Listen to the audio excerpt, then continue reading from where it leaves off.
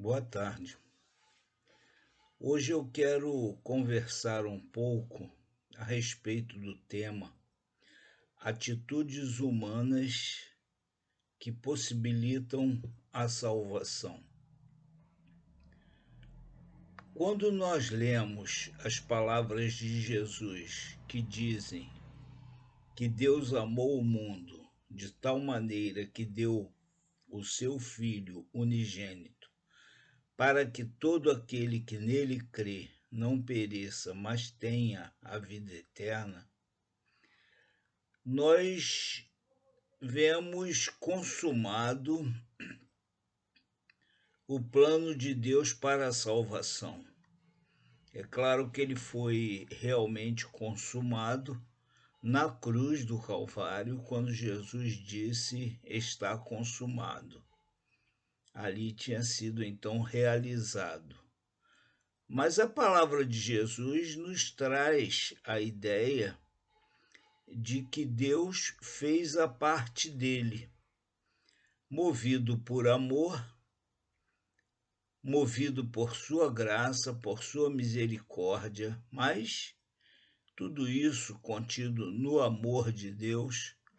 Então, movido por seu amor, Deus deu o Filho dele à humanidade, mas Jesus completa dizendo para que todo aquele que nele crê não pereça, mas tenha a vida eterna. Já falamos rapidamente sobre a universalidade do Evangelho e essa expressão todo aquele que abrange a todo ser humano. Não tem outro tipo de interpretação para essa palavra. Então, a salvação não é algo restrito a alguns seres humanos, mas ela foi para todos os seres humanos. Mas quando Jesus diz todo aquele que nele crê, ou seja, no Filho unigênito de Deus, crê, não pereça, mas tenha vida eterna, Jesus está falando então que a complementação da salvação depende de pelo menos duas atitudes do ser humano para que Deus possa salvá-lo. Essas duas atitudes estão registradas na Bíblia. Estão registradas na própria palavra do Senhor Jesus Cristo, quando ele diz então que é necessário crer. Então, isso nós percebemos que a salvação é por meio da crença.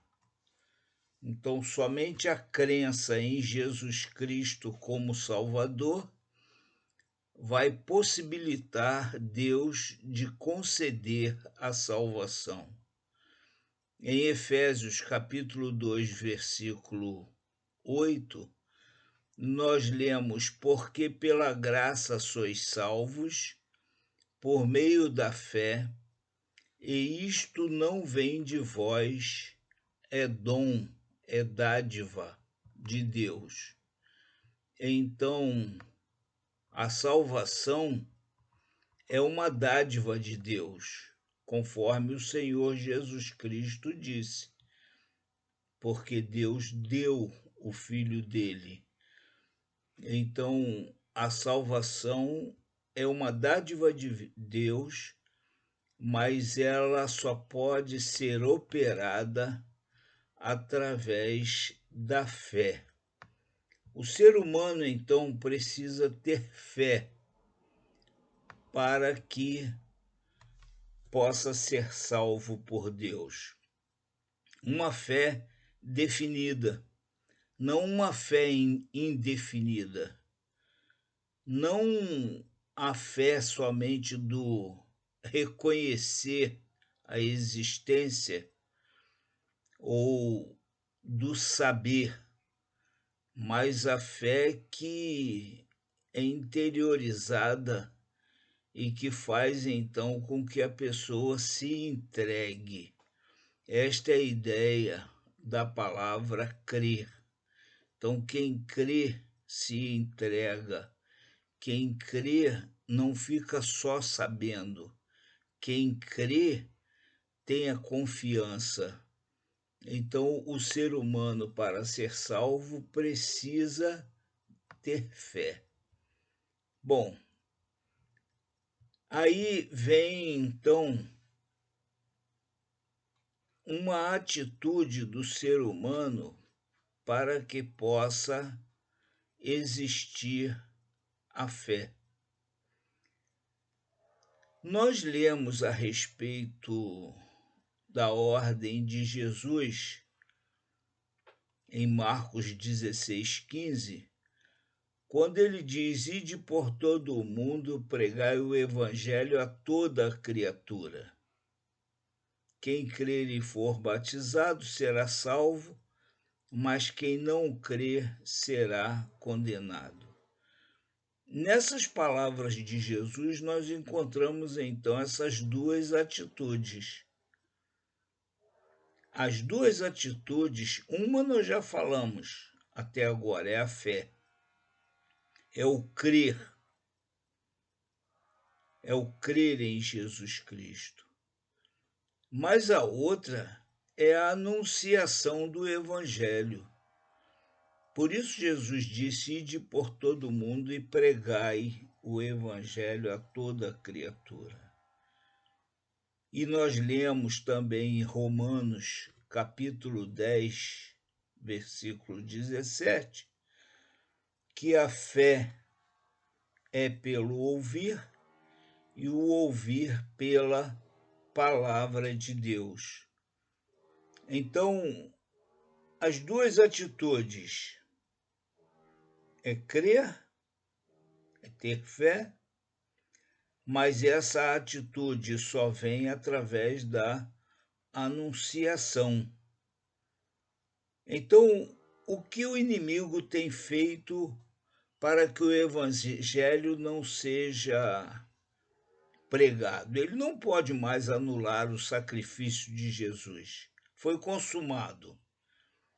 Então, qualquer um que crê no sacrifício de Jesus, crê no Filho de Deus, então será salvo, terá a vida eterna, se ele crer, se ele tiver fé.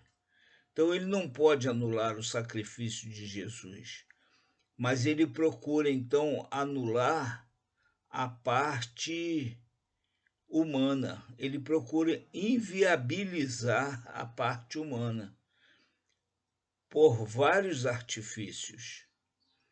Doutrinas falsas, a doutrina da predestinação, por exemplo, que hoje é abraçada por tanta gente, cuja ideia foi criada por Agostinho e depois bastante difundida por Calvino, é uma distorção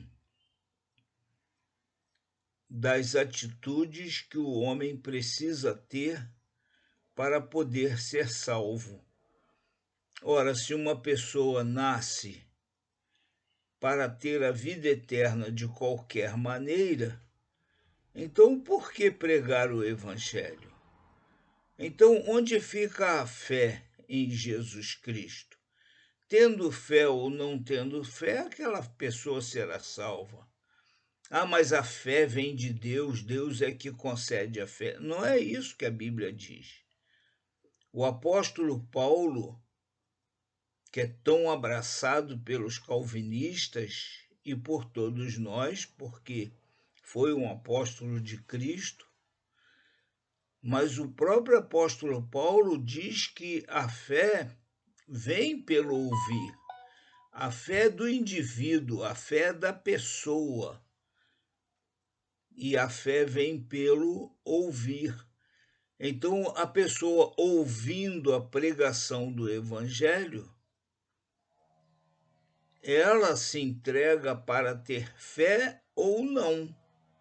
Ela crê ou descrê do Filho de Deus. Mas é preciso que haja a pregação. Então, essa é uma das doutrinas falsas. E a pessoa, então, muitas vão se assustar, porque realmente não se entregaram a Jesus Cristo, creram que nasceram para ser salvas, e então vão viver como se já fossem salvas, e um dia vão levar um susto no juízo final. Outra doutrina que inverte as coisas e que impede as pessoas de crerem em Jesus Cristo é a ideia de que Jesus foi um benfeitor material, que o que nós devemos fazer é imitar a vida de Jesus. Mas isso não é fé, isso é imitação. Imitar a vida de Jesus vai me levar a quê? Vai me levar no máximo a ser um bom homem, um bom cidadão, mas não vai me levar à salvação, porque eu preciso da fé. Existem aqueles também que creem que a pregação é pelo modo de vida. Então inventaram a ideia de que o modo de vida fala muito mais do que as palavras. Ora, é claro que a pessoa, para ser um discípulo de Cristo, para pregar o Evangelho, precisa ter uma vida condigna.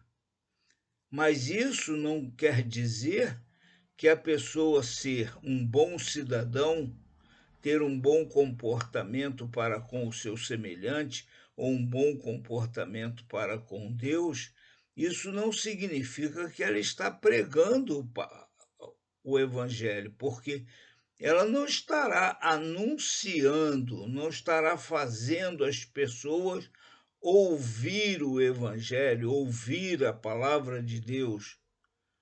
E é preciso então que a pessoa ouça, porque a fé vem pelo ouvir.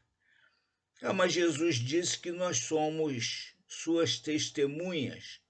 Tudo bem, Jesus disse que somos testemunhas, mas uma testemunha, ela não se coloca diante de uma pessoa e fica só quieta numa boa posição, numa posição moral, numa posição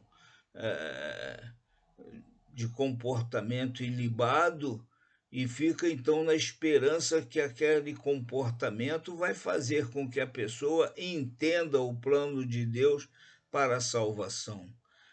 Você não vê em um tribunal uma testemunha ser chamada e ela então simplesmente sentar no banco de testemunha e ficar ali sentada. E se alguém fizer uma pergunta, ela diz: olha para mim. Não existe isso. Isso é loucura, isso é incoerência. Quando Jesus disse ser-me-eis testemunhas, é que seriam testemunhas pregando, anunciando, falando, porque a testemunha, ela fala do que viu, ela fala da sua experiência, ela fala do que sentiu. Então, o evangelho, ele precisa ser pregado, precisa ser anunciado.